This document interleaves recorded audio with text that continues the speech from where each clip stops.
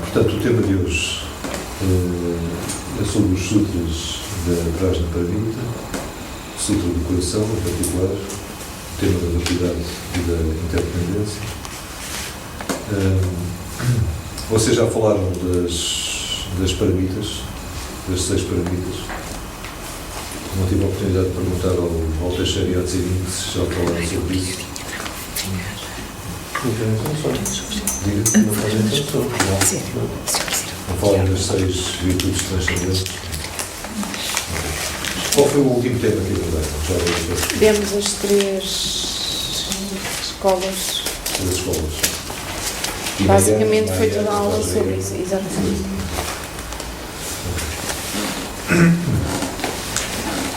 Portanto, nós hoje então vamos falar do tema da vacuidade e interdependência, que é um tema que se torna, não surge pela primeira vez, mas torna-se particularmente presente na literatura budista, com o aparecimento da literatura conhecida como os sutras da Prajna Paramita, ou seja, acerca da paramita, quer dizer literalmente a virtude ou a energia transcendente, no sentido que nos leva para além dos nossos limites, dos nossos condicionamentos. Há 6 que eu vou rapidamente referir no budismo, e a 6ª, e a mais importante de todas, é a virtude da sabedoria. E, portanto, Prajna quer dizer isso. Prajna quer dizer a sabedoria, o conhecimento transcendente. Prajna. Rapidamente, então vamos recordar quais são as 6 paramitas. Isto é um tipo de literatura que, como vocês já viram, o Hinayana, o Mahayana e o Vajrayana, segundo a tradição do Mahayana e sobretudo do Vajrayana, correspondem a 3 ciclos do ensinamento do Buda. O Buda na sua própria vida, isto não é aceito por todas as escolas budistas, obviamente, não é aceito pelos seguidores do Hinayana, mas segundo os seguidores do Mahayana e do Vajrayana, o Buda, durante a sua vida, durante os 45 anos da sua atividade, que ele partilhou com os outros aquilo que havia descoberto, ele deu início a 3 tipos de ensinamento diferente, que muitas vezes se designam como os três momentos em que ele pôs em movimento a roda do Dharma. 3 estilos de ensinamento em função das capacidades dos seus destinatários, dos seus auditores, em função também dos condicionamentos mentais dos seus auditores. Para aqueles com mais condicionamentos, ele terá ensinado o Hinayana; para aqueles com menos condicionamentos ou com condicionamentos mais subtis, ele terá ensinado o Mahayana; e para aqueles com maiores faculdades ainda, ou com menos condicionamentos ainda, ele terá ensinado o veículo conhecido como Vajrayana ou Mantrayana. E vocês já falaram disso, portanto, é um tipo de literatura que vem nos tantras e já não nos sutras. E, portanto, a literatura da Prajna Paramita, em última instância, nesta perspectiva, é procedente do segundo ciclo de ensinamento do Buda, mas é uma literatura que surge textualmente, que se desenvolve particularmente num período específico da história do budismo, que é o período aproximadamente entre o início da nossa era, da era comum ou da era cristã, e o século V. Portanto, são 500 anos em que se desenvolve a literatura da Prajna Paramita. E nós hoje vamos estudar um bocadinho o sutra mais importante dessa literatura, que é o sutra, conhecido como Sutra do Coração, mas que na verdade se chama Prajna Paramita Sutra. Sutra do Coração é uma abreviação de uma designação mais extensa, que é o Sutra da essência do conhecimento transcendente. Prajna Paramita Hridaya Sutra, em sânscrito. Sutra, Hridaya é a essência, daí vem a metáfora coração, portanto é o âmago, é o Sutra que fala do âmago do conhecimento transcendente. Então o conhecimento transcendente é que é a tal 6ª paramita que eu estava a referir, que é Prajna. E Prajna tem aqui, é uma palavra composta por uma palavra que em sânscrito corresponde a uma palavra grega, pera, gnosis, agora em português gnose. Portanto, Jnana é conhecimento. E, portanto, isto é o conhecimento quer dizer, para além de, que transcende, supostamente transcende todos os conceitos. Portanto, é um conhecimento direto, é um insight profundo é um estado é uma cognição não conceptual, é uma visão não conceptual, que penetra a natureza última das coisas, que não é de natureza conceptual segundo a filosofia budista e segundo a experiência meditativa budista. Portanto, é um conhecimento da verdade absoluta, ou da verdade última, da natureza última das coisas, que transcende todo o domínio da verdade relativa, que é o domínio da compreensão do mundo, da percepção do mundo, condicionada, em termos budistas, obscurecida pelos nossos conceitos, pelos conceitos budistas. E, portanto, já falaram disso, verdade relativa, verdade absoluta. Sim. Verdade condicionada, verdade incondicional. Portanto, rapidamente, só para contextualizar, portanto, se não falar das 6 paramitas, a primeira é a generosidade, a segunda é a disciplina, disciplina aqui no sentido ético, disciplina ética, terceira a paciência. Como isto é uma paramita muito importante, eu chego atrasado porque é para vos ajudar a desenvolver a paciência. Como estão a ver, isto é tipo de compaixão. Desculpa-se. A quarta é o entusiasmo, também conhecido como a diligência. E a quinta é a concentração, ou que é concentração meditativa, às vezes também conhecida como meditação apenas.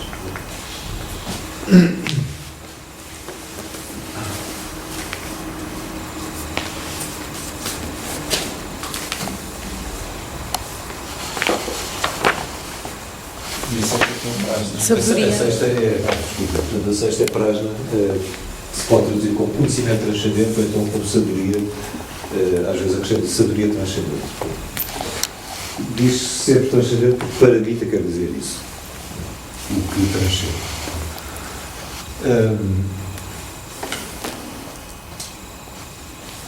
Ora, assim muito rapidamente, já agora para contextualizar um pouco, o que é que nós podemos dizer acerca das 6 paramitas? Das 6, sim. Portanto, rapidamente, para nos focarmos depois no tema de hoje. A generosidade tem a ver com o espírito com a motivação do Maya, vocês já ouviram falar, já sabem isso, certamente, a motivação do Bodhisattva. O Bodhisattva não pratica apenas para se libertar ele próprio dos sofrimentos do samsara, mas pratica para chegar ao estado de Buda, para desenvolver plenamente o seu potencial de Buda, a fim de contribuir para a libertação e o despertar de todos os seres. Então tem essa motivação altruísta. E, portanto, é por isso que a generosidade está na raiz de tudo. A generosidade tem a ver com esse altruísmo, entendido como alguma coisa que é uma das formas de manifestação da nossa natureza pura. Isso não pode ser compaixão, é idêntico. Sim, tudo isto, se formos a ver, essa motivação altruísta é compaixão. Mas a compaixão manifesta-se de vários modos. No fundo, ela impregna todas as paramitas, particularmente as primeiras 5, e ela manifesta-se de uma forma mais imediata na generosidade. A generosidade tem 3 aspectos. Portanto, a generosidade, às vezes designada também como o dom, em sânscrito dana, o dom. O primeiro aspecto, mais elementar, é a generosidade material, por exemplo, partilhar com os necessitados os recursos materiais que possamos ter, dar de comer a quem tem fome, dar de beber a quem tem sede, por exemplo. Depois, um outro aspecto da generosidade é a proteção, a partilha de si, a partilha do tempo, a partilha da nossa energia, o acompanhamento dos outros. Em particular, os textos falam de oferecer aos outros a proteção contra o medo. E, particularmente, contra um medo muito específico, que é o medo da morte. Então, o segundo tipo de generosidade. Proteger os outros contra toda a forma de medo, em particular contra o medo da morte. E o terceiro tipo de generosidade, que não se considera acessível imediatamente a todos os praticantes, mas apenas àqueles que têm um nível de realização considerável, ou que são considerados já mestres, é o ensinar verdadeiramente. Não é o falar sobre as coisas, mas é verdadeiramente partilhar um conhecimento que não é apenas conhecimento intelectual, mas é um conhecimento obtido por uma realização interior. Portanto, nesse caso, o terceiro tipo de generosidade é o ensinamento, é o dom do dar. A segunda paramita, portanto, tem a ver com a ética budista. Já estudaram certamente o primeiro sermão do Buda, Sutra do Pôr em Movimento a Roda do Buda. Falar do nobre caminho óptimo. E, portanto, nos 8 aspectos do caminho, segundo o primeiro ensinamento do Buda, existem alguns desses aspectos que têm a ver com ética. Pensamento justo, palavra justa, a ação justa, os meios de existência justos. A ética, ao nível do grande veículo, formaliza-se num conjunto de 10 atos a evitar e 10 atos a praticar. Não sei se já falaram disso. Não. Não. Não falaram disso? Não. Pronto, então, muito rapidamente. Primeiro ato a evitar. Portanto, eles são divididos de acordo com as 3 dimensões do nosso ser.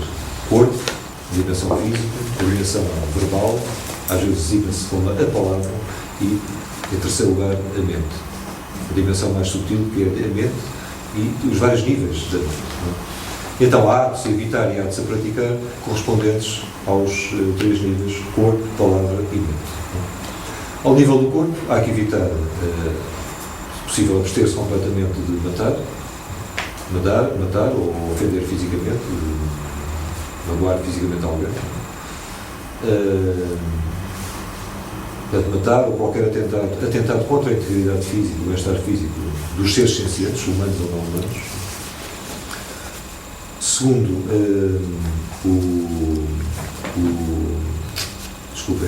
roubar, evitar roubar, abster-se de roubar. No sentido amplo também, em termos budistas, não ficamos com nada que não tenha sido voluntário, consciente, intencionalmente dado. Quer dizer, se eu encontrar alguma coisa, não importa onde, devo procurar fazer todo o possível para encontrar quem perdeu e devolver à pessoa, sem ficar imediatamente, sem me apoderar imediatamente do objeto. E não roubar também implica não enganar, enfim, não praticar negócios fraudulentos, etc. Não escrever cláusulas com letra minúscula que ninguém consegue compreender, não fazer as pessoas assinar coisas às coisas depois acrescento qualquer cláusula, tudo isso é roubar. Terceiro ato a evitar, cometido mais imediatamente com o corpo, violentar fisicamente, violentar sexualmente, violar, falta de ética sexual, que também abrange, no caso da pessoa ter votos, ser monge ou monja, obviamente, abrange a transgressão dos votos de castidade, por exemplo, como é óbvio. Mas a ética sexual no budismo tem várias dimensões, também o respeitar, no caso de haver uma relação, um relacionamento sexual, respeitar o prazer do outro, do companheiro ou da companheira. Então, depois depende dos níveis de ensinamento que estamos a falar. Nos tantras, o relacionamento sexual e a energia sexual deve ser orientada não apenas para o prazer nem para a reprodução, mas deve ser meditativamente orientada para o despertar da consciência. Faz parte da ética dos tantras não desbaratar a energia sexual sem orientar para o despertar espiritual. Portanto, 3 atos físicos e a eles correspondem 3 atos a praticar. Portanto, obviamente, proteger a vida sob todas as formas, em vez de matar, ser generoso em vez de roubar, lá está a questão da generosidade, e respeitar o outro sexualmente, respeitar os seus compromissos, respeitar os seus votos, dependendo do tipo de nível de via do Buda que se está a praticar. Portanto, há certos preceitos. Há preceitos para os monges, há preceitos para os laicos, há preceitos para o praticante do Hinayana, outros para o do Mahayana, outros para o do Vajrayana. Passando aos atos verbais. Há 4 atos negativos, 4 atos positivos. Aqui, negativo e positivo obedecem a um critério muito simples. Considera-se negativo tudo contribui para o meu sofrimento e para o sofrimento dos outros. E, ao mesmo tempo, portanto, negativo, tudo contribui para o sofrimento meu ou dos outros. E negativo também, tudo que me faz acumular mais obscurecimentos na minha mente, conceptuais ou emocionais, que criam mais obstáculos a que eu tome consciência e manifeste plenamente a minha natureza pura. é negativo apenas nesta perspectiva. Portanto, o critério aqui negativo ou positivo não é baseado, não é porque o Buda disse que era assim, não é porque nenhum Deus disse que era assim, não é porque nenhum texto sagrado diz que é assim. É um critério baseado na nossa experiência e na nossa busca natural de bem-estar e de felicidade. Se todos os seres buscam bem-estar e a felicidade, cada um a seu modo, há de ser negativo tudo aquilo que contraria essa busca e que os leva a encontrar, em vez da felicidade, do sofrimento, e há de ser positivo tudo que favoreça aquilo que os seres realmente procuram. Mas a um outro nível, isso é um nível mundano, um nível relativo, mas a um nível mais profundo, a um nível último, positivo e negativo. Positivo é aquilo que me aproxima do despertar e negativo é aquilo que me afasta do despertar ou que me faz estagnar na minha busca do despertar. É tudo aquilo que condiciona a minha mente. Portanto, também é negativo, como veremos, portanto, os conceitos também são negativos. Bom, então, atos verbais. Atos verbais a evitar. Mentir, enganar verbalmente, neste caso, com uma única exceção, normalmente refere-se a essa exceção, que sempre que esteja uma vida em jogo, é legítimo alguém mentir. Para bem de uma possível vítima, para bem de um possível assassino. Um exemplo mais simples que eu costumo dar, não é? Alguém persegue alguém, um homem ou um animal, para o matar. Não é? É legítimo que eu, mesmo sabendo que foi pela esquerda, que eu diga não, ele foi pela direita. Para enganar o assassino por compaixão para com a vítima e para com o possível assassino. Para que ele não cometa um dos atos mais negativos. Mas isso não se aplica aos outros. Não é? Isso não se pode aplicar ao resto. Ou seja, também, se não está numa vida para poupar muitas outras vidas, não se pode aplicar, não é? Isso seria necessário que, quer dizer, isso, do ponto de vista budista, é aceitável, desde que eu tivesse a certeza absoluta de que realmente eu pouparia mais vidas sacrificando uma. Só Diz que eu vou matar o Hitler, por exemplo, sabendo que ele ia fazer aquilo que ia fazer. Se eu tivesse, sim, quer dizer, se eu tivesse essa visão justa, mas do ponto de vista budista, isso é alguma coisa que só um Bodhisattva, a partir de um certo nível de evolução, pode fazer sem qualquer reserva. O Buda, enquanto ainda era um Bodhisattva, antes de atingir o despertar, quando recordou as suas vidas anteriores e as descreveu, e elas foram postas por escritas jatakas, ele conta também que um dia ele ainda era um Bodhisattva, mas já tinha um nível de realização que lhe permitia ver, digamos, as intenções ocultas das pessoas. Ele estava num barco e verificou que a bordo estava alguém que estava a planear matar todos os passageiros. Já não sei por que motivo, mas pronto. E ele viu que, de facto, o que era fazer para o bem de todos, incluindo o assassino, era tirar a vida àquela pessoa que, de outro modo, cometeria sempre aquele ato. E, portanto, ele fez isso. Mas, em termos budistas, quer dizer, não se aconselha que alguém que não tenha essa clarividência, digamos, se comporte desse modo. Portanto, não mentir. Segundo ato verbal a evitar, não caluniar. Em particular, não caluniar alguém na sua ausência. Não procurar dividir as pessoas dizendo mal de alguém que está ausente. E, sobretudo, dizendo mal de alguém que não está presente a outras pessoas com as quais essa pessoa tem uma relação próxima. Não tentar separar amigos ou familiares, e o mais grave de tudo é tentar separar membros da mesma comunidade espiritual, discípulos do mesmo mestre, membros da mesma sanga.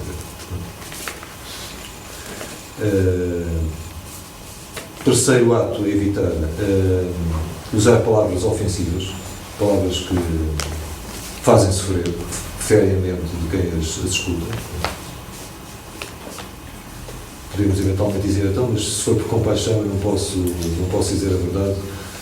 Há que haver o bom senso, não é, de nós vermos se dizer a verdade à pessoa que não está preparada para ouvir, vai ser producente, vai ser positivo para essa pessoa, ou se não vai criar uma espécie de bloqueio e fazer com que a pessoa fique cheia de aversão e fique, portanto, a aumentar a sua negatividade. Não é? Ou também há formas de dizer as coisas. Não é? Pode haver uma forma hábil, diplomática levar a pessoa a descobrir por si próprio algum aspecto menos positivo da sua conduta, sem a insultar, sem usar palavras ofensivas. Portanto, isso há que evitar. E o quarto ato a evitar dos atos verbais é perder tempo com conversas fúteis. Conversas fúteis. Vão palavreado, conversa de chás, como se quer. Porquê? Do ponto de vista budista, porque as conversas têm sempre efeitos na nossa mente e na mente do nosso interlocutor. E uma conversa fútil é todo o tipo de conversa que não tem como efeito aumentar o interesse pela evolução interior, pela evolução espiritual, e reforça as nossas tendências emocionais, nomeadamente consideradas negativas do ponto de vista budista. O apego e a aversão. Para alguém gabar-se ter feito isto ou ter feito aquilo, o que é mais provável que gere na mente do outro? Certo? A aversão. Este é um pavão, um vaidoso, um orgulhoso. O que é que me interessa saber o que é que ele fez ou o que é que ele tem? Não sei. Portanto, isto é suscitar negatividade na mente do outro. E ao mesmo tempo é perder tempo.